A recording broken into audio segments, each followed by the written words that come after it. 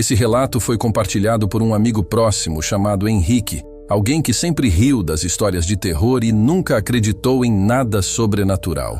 Mas depois do que viveu em uma noite que começou como uma brincadeira, ele nunca mais foi o mesmo. Henrique e dois amigos, Felipe e Marcos, decidiram explorar uma casa abandonada no centro da cidade. A construção era antiga, com mais de 80 anos, conhecida na vizinhança como a Casa das Luzes.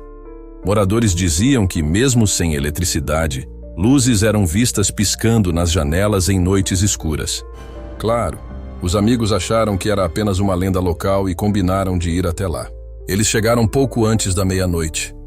A casa ficava em uma rua deserta, cercada por árvores retorcidas que pareciam sussurrar com o vento. As janelas estavam quebradas e as paredes estavam cobertas de grafites e musgo.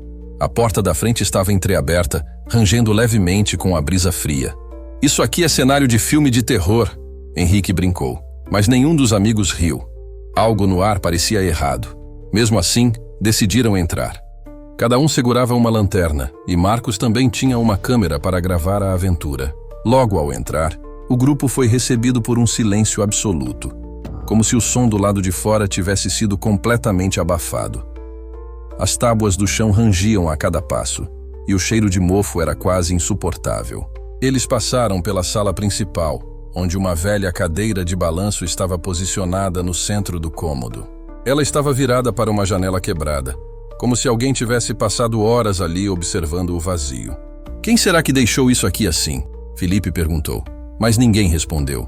Eles continuaram explorando. No corredor, encontraram um antigo porta-retratos caído no chão. Ao pegá-lo, Marcos viu que a foto estava desbotada, mas mostrava uma família, um homem, uma mulher e uma criança pequena. O olhar das pessoas na foto era estranho, quase vazio. Ele guardou o objeto na mochila sem dizer nada aos amigos. Quando chegaram ao segundo andar, uma porta chamou a atenção. Era diferente das outras, feita de madeira escura, com marcas de arranhões ao redor da maçaneta. Estava trancada. Os três tentaram abrir, mas era inútil. De repente, ouviram passos pesados vindo do andar de baixo.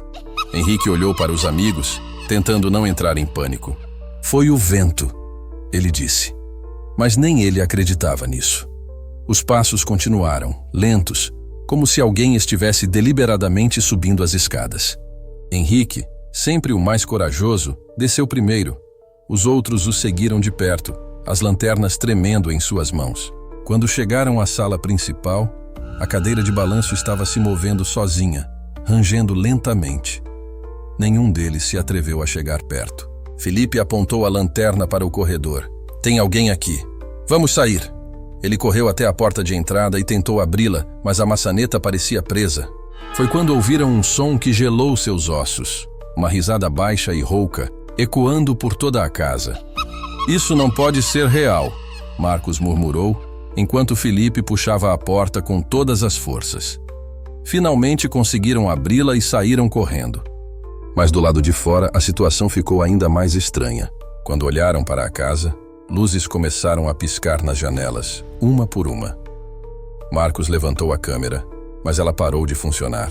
Foi então que todos viram.